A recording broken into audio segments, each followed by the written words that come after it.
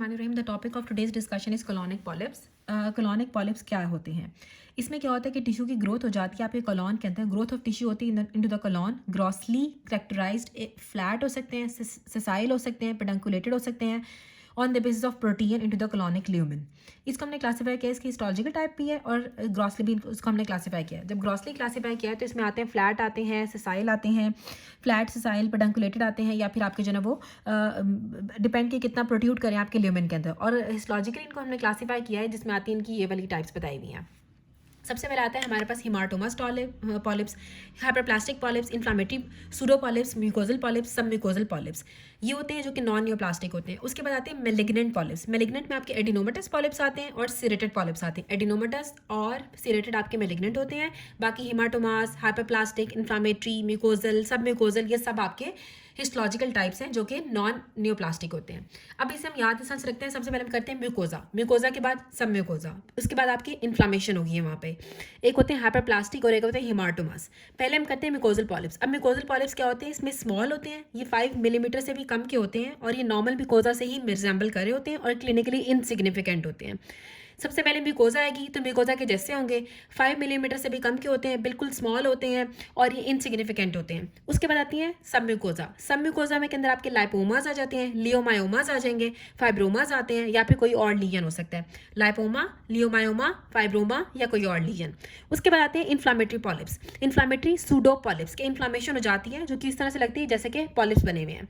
इसमें क्या होगा? Due to the mucosal erosion in the inflammatory bowel disease. जो इन्फ्लामेटरी बाउल डिजीज के अंदर म्यूकोजा की इरोजन की वजह से आपको ऐसे लगता है जैसे कि पॉलिप्स बन गए, लेकिन वो एक्चुअली पॉलिप्स नहीं होते हैं, लेकिन आपकी म्यूकोजा की इरोजन ही भी होती है। Then there is hyperplastic polyps. Hyperplastic में क्या होगा? ये मोस्ट कॉमन होते हैं, ज़्यादातर छोटे होते हैं और ये आपके रेक्टोसिग्माइड रीजन के अंदर कॉमन होते हैं। रेक्टोसिग्माइड रीजन पे हमने पढ़ा था कि कार्सिनोमा भी सबसे ज़्यादा कॉमन रेक्टोसिग्माइड रीजन के ऊपर होता है। हिमाटोमस पॉलिप्स भी आपके ज़्यादातर रेक्टोसिग्माइड रीजन के ऊपर होते हैं और ज़्यादातर ये छोटे होते हैं और कभी कभार ये आपके सिरोटेड पॉलिप्स के अंदर चेंज हो जाते हैं और ज़्यादा एडवांस लीजन या फिर आपके मेलिग्नेंट लीजन बना सकते हैं। सबसे ज़्यादा कॉमन कौन से होते हैं? हाइपरप्लास्टिक। साथ इसमें क्या होता है? ये स्मॉलर होते हैं, रेक्टोसिग्माइड रीजन पे होते हैं, सिरेटेड में चेंज हो सकते हैं और एडवांस लीजन्स भी बना सकते हैं। हिमाटोमास पॉलिप्स। अब हिमाटोमास पॉलिप्स क्या होंगे? ये सॉलिटरी लीजन होते हैं, do not have significant risk of transformation. अब हाइपरप्लास्टिक तो ट्रांसफॉर्म हो रहे थे सिरेटेड के अंदर, लेकिन जो हिमाटोमास पॉलिप्स होते हैं वो ट्रांसफॉर्म नहीं करते हैं ज़्यादातर।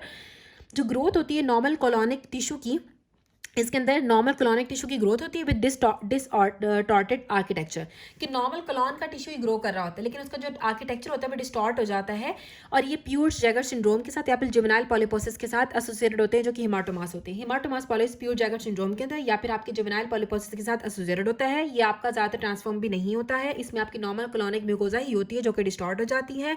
हाइपरप्लास्टिक पॉलिप्स आपके स्मॉल होते हैं, ये मोस्ट कॉमन होते हैं, ये आपके रेक्टोसिग्माइड रीजन पे होते हैं, सिरेटेड में चेंज हो जाते हैं और एडवांस लीजन्स बनाते हैं। इन्फ्लामेटरी पावल डिजीज वाले पेशेंट के अंदर इन्फ्लामेटरी सूडोपॉलिप्स बन जाते हैं जिसमें बेसिकली म्यूकोजा की इरोजन होती है। म्यूकोजा वाले इनसिग्निफिकेंट होते हैं, 5 मिलीमीटर से भी कम के होते हैं, स्मॉल होते हैं। सब म्यूकोजा के अंदर लाइपोमास, लियोमायोमास या फाइब्रोमास आ जाते हैं।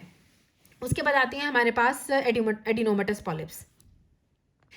सो we have potentially malignant polyps जिसमें आपका एडिनोमेटस पॉलिप आते हैं और सिरेटेड पॉलिप्स आते हैं। जो एडिनोमेटस पॉलिप्स होते हैं ये न्यूप्लास्टिक होते हैं और इसमें क्रोमोसोमल इंस्टेबिलिटी पाथवे होता है जिसके अंदर आपकी एपीसी जीन की म्यूटेशंस आती हैं, केरास की म्यूटेशंस आती हैं जिसकी वजह से आपको ये पॉलिप्स बन जाते हैं। जो ट्यूबुलर होते हैं वो लेस मेलिग्नेंट होते हैं, जो ट्यूबुलर विलस होते हैं उनका इंटरमीडिएट मेलिग्नेंट पोटेंशियल होता है, जो विलस होते हैं वो हाईली मेलिग्नेंट होते हैं और ज़्यादातर एसिम्प्टोमेटिक होते हैं और पेशेंट को ओकल्ट ब्लीडिंग डेवलप हो जाती है। जो सिरेटेड पॉलिप्स होते हैं वो न्यूप्लास्टिक होते हैं, इसमें आपके सीपीजी आइलैंड मिथाइलेटर फिनोटाइप होता है और जो साइटोसिन बेस होती है उसके बाद ग्वानिन बेस आ जाती है और साथ इसमें फॉस्फोडाइस्टर बॉन्ड होता है, इसे हम कहते हैं सीपीजी। साइटोसिन में साथ साथ फॉलोड बाय द ग्वानिन और दरम्यान में आपका फॉस्फोडाइस्टर बॉन्ड आ जाएगा। ठीक है, फॉस्फोडाइस्टर बॉन्ड पी को शो कर है, सी से आ जाएगा साइटोसिन और जी से आ जाएगा हमारा guanine. Cytosine followed by the guanine जिन दरम्यान में फॉस्फोडाइस्टर बॉन्ड होता है, आइलैंड मिथाइलेटर फिनोटाइप आपका बन जाता है। इसमें जो डिफेक्ट होता है वो आपके एमएमआर जीन को साइलेंट कर देता है, जो कि डीएनए मिसमैच रिपेयर जीन होता है उसको साइलेंट कर देगा। इस डिफेक्ट की वजह से एमएमआर जीन साइलेंट हो जाता है और म्यूटेशंस आती हैं, इस वजह से माइक्रोसैटेलाइट इंस्टेबिलिटी डेवलप हो जाती है। साथ आपकी म्यूटेशंस आती हैं आपके BRAF जीन के अंदर भी, बर्फ जीन के अंदर भी, और आपको सॉट विथ अपीयरेंस में मिलती है जब हम क्रिप्स की बायोप्सी लेते हैं।